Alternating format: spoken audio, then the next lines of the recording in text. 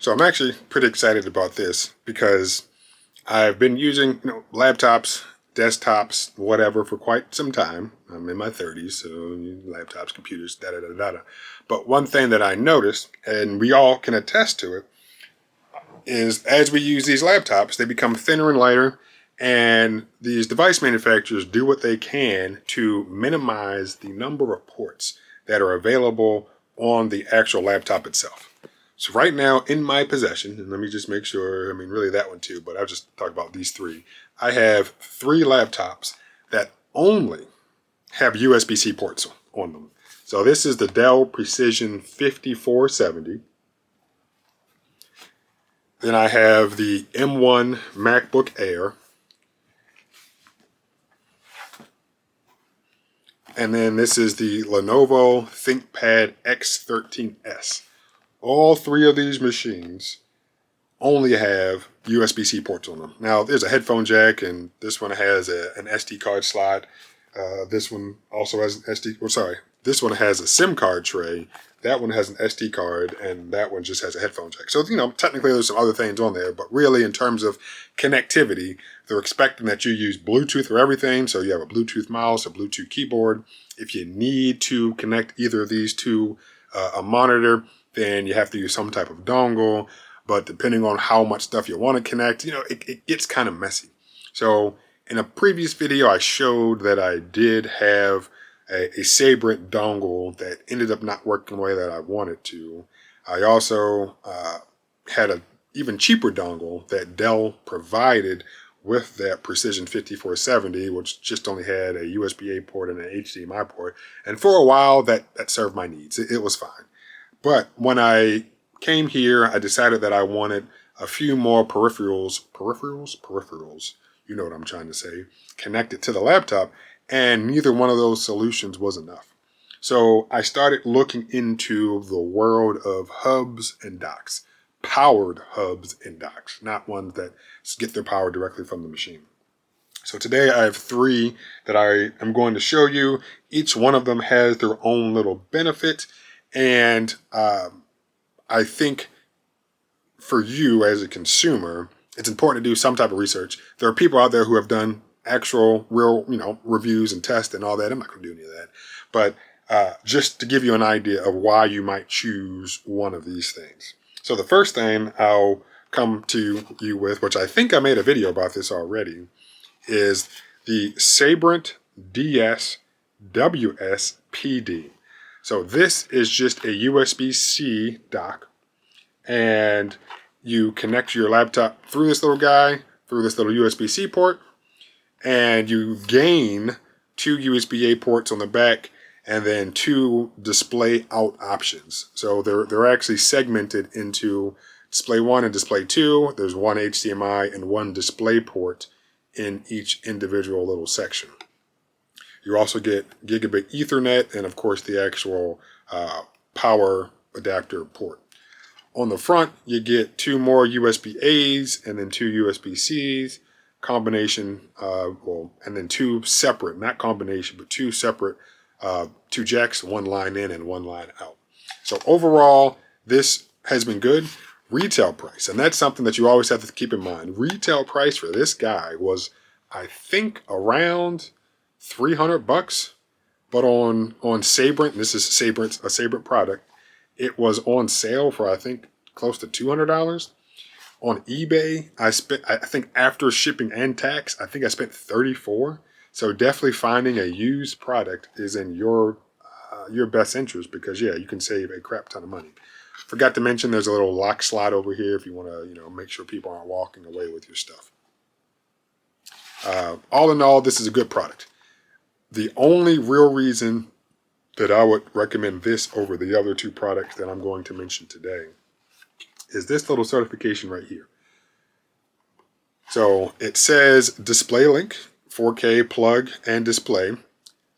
Because of this type of certification, or whatever Sabrent has done, one thing that many people have complained about recently is the fact that when you have an M1 MacBook like this, and maybe even some of the older Intel ones, I really don't know, but definitely the M1 and M2 MacBooks, you're only able to have one display natively when connected to that. You can't have dual monitors.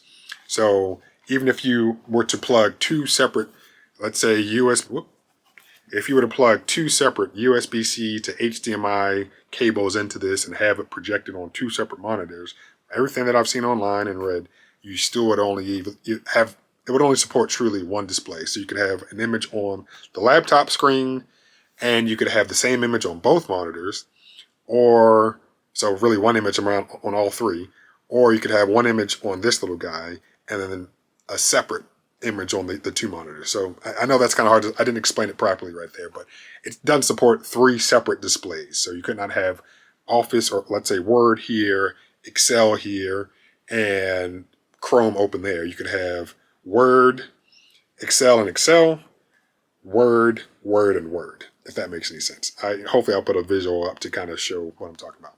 So that is one reason I would recommend this. This is not a Thunderbolt dock, so you will not get those Thunderbolt speeds. Sabrent does make some other docks, I believe, that might be Thunderbolt compliant or whatever. But yeah, if you just need a USB-C dock, this, for what I used it for briefly, and to show that it actually supports multiple displays the way that it's supposed to, something like this will be great. So again, this is the Sabrent DS-WSPD. USB-C dual 4K universal docking station. So far, have been satisfied with what I've gotten out of this. Okay, so the next device that I want to talk about is the Anker, and on the bottom, yeah, I need a flashlight to see. It says the Anker Power Expand 13-in-1 USB-C dock. The model number is A8392. If you go to Anker's website, I believe it's listed as the Power Expand 575, I think. And this actually is the dock that I've been using on a daily basis now for maybe about the past 2 or 3 weeks. I definitely have to say I am extremely satisfied with this little guy. On the back, you get 2 HDMI ports and 1 display port. Then you also get 2 USB-A's as well as a gigabit Ethernet port. You get the power delivery port that you connect to the laptop. I guess that's the appropriate term to call it. And it says it can supply up to 85 watts of power. So for most laptops, that 85 watts is more than enough. That was one of the issues that I was complaining about before with my Precision 5470, that thing requires 130 watts. So when I would plug it into this dock, it would still charge and I'd still get all the video out and all that type of stuff. So it worked, but it technically was not supplying the amount of electricity that Dell wants it to supply, or that the chip needs to perform at its peak capabilities. So the back of this definitely has everything that most people would ever need. The front, you get 2 SD card slots, full size, and it looks like a little micro guy. You get a headphone jack, another USB-A, and 2 USB-C ports. One says power delivery, and the other one, and they both appear to support 10 gigabits in terms of data transfer speeds. As I mentioned, this is the dock that I've been using on a daily basis, and I am thoroughly impressed with it. I really like the way that it looks. I just kind of have it hidden right behind my monitor, and I have the cable that connects to the laptop coming out the other side. It's so sleek. Right now, for me, I have it something plugged in. Well, obviously not right now, but when it's in use, I have 2 dongles for a wireless keyboard and mouse, something plugged into the HDMI port, and I'm even connecting the Ethernet, an Ethernet cable, just because. I mean, I can use Wi-Fi, but I'm close enough to the router that I said, hey, might as well use this port as well. On the front, I don't have anything that I keep plugged in, but when I need to plug something in, everything's there. I do laugh because there have been people who in the past, not in the past, but just on videos now, complain about the fact that there's a power button here. I mean, I like it because what happens, and I know another YouTuber pointed it out, that sometimes you'll plug your device into a hub or a dock or something, and you might get recognition from the peripherals, but you won't get video out. So you have to unplug something or plug something in. So with this, I like that I can power cycle the actual hub itself and then it usually works. Like, because it does happen sometimes where I plug it in, I don't get anything on the monitor, turn it off, turn it back on, we're good to go. And in fact, one thing which is kind of notable, but not really, is for a brief moment, I was using a Mac Mini, and I was like, okay, all the ports on the Mac Mini on the back, you have two USB-As, I think two Thunderbolts, an HDMI, and an Ethernet. So for the most part, that was fine. And I said, well, I don't want some things plugged into the Mac Mini, some, like it would have been complicated because I was using the Mac Mini and a laptop at the same time. So fortunately, I was able to plug this, the cable coming from the back of this into the Thunderbolt port on the Mac Mini. And the only thing it didn't do, which would have been cool if it could have, and Apple would have had to design it this way, is it could do everything except for chart or power the Mac Mini. From a technological standpoint, there's no reason that it couldn't, but I see why it doesn't. I mean, it's a desktop. Apple's just like, you have something to plug directly into, like a power cable to plug directly into the Mac Mini. Why would you power it through the Thunderbolt port? Which again, from a technological standpoint, I know it's possible, but circuitry-wise, the way Apple designed it, it doesn't work that way. So I get it. But it was nice to be able to get so much expanded functionality from the Mac Mini and not have to reach around to the back of it, because now I had everything that I needed here. And I had everything plugged into the back that I would be using with the Mac Mini and with my laptop. So definitely satisfied with that. Again, this is the Anker 575. There's another term on the bottom that I can't see too well without turning the light back on because it's black text on a dark gray surface. But like I said, this is the one that I'm using on a daily basis. When I'm finished with these videos, I'm going to plug it right back in and continue using it. One thing to keep in mind, just like that Sabrent one I was talking about, this is not a Thunderbolt dock. This is a USB-C dock, I believe. As you can see, it talks about 10 gigabits and stuff on the front. USB 3.2, Gen, whatever you want to call it. But 10 gigabits is the fastest that you're going to be getting when transferring stuff through this particular port. But for somebody like me, who literally has a ton of Thunderbolt ports on laptops, but no actual Thunderbolt devices, something like this is perfectly fine. I will be honest though, when I bought it, I did assume it was a Thunderbolt Thunderbolt dock. But then after reading Anker's website, and seeing that they explicitly say you're only going to get like 10 gigabit throughput or whatever, I'm like, oh, it's not a Thunderbolt dock. And the last thing that I want to say about this, retail price for this is, I believe, around $300. I'll put the price on the screen right now, but pretty pricey. What I ended up paying for this was, I think, 50-something bucks. Actually, it might have been closer to $70-something. I'll put that price on the screen right now as well. But buying used allows you to save quite a bit of money. So keep that in mind when looking for these docks. New prices are pretty high. Just like everything else that I've purchased, I recommend that you look for something used. So less than $100, I'll say right now confidently. Hopefully that price will have been on the screen for what I paid for this already. So that brings us to our last dock right here. First thing I will say is that this is a Thunderbolt 3 dock. Let me see if I can see what the text actually says on the bottom of this. It's just like the other one. All right, it's dark. Oh my gosh.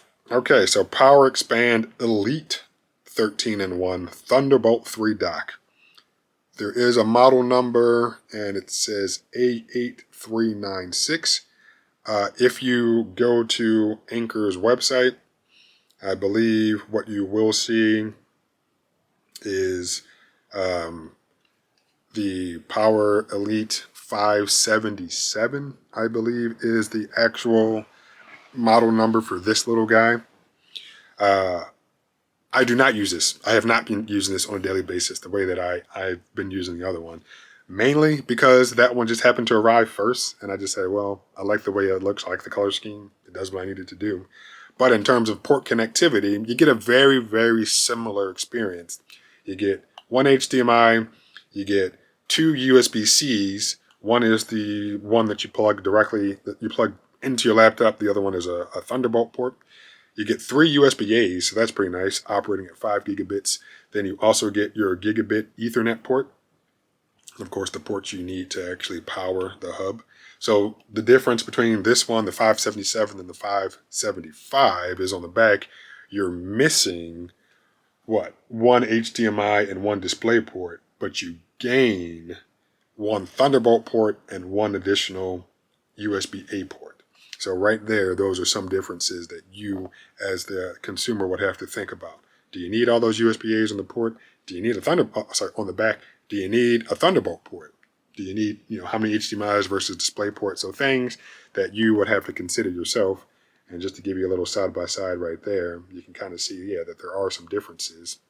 But on the front, they're almost identical. Yeah, in fact, I'm going to hold them right next to each other to see, are there any differences?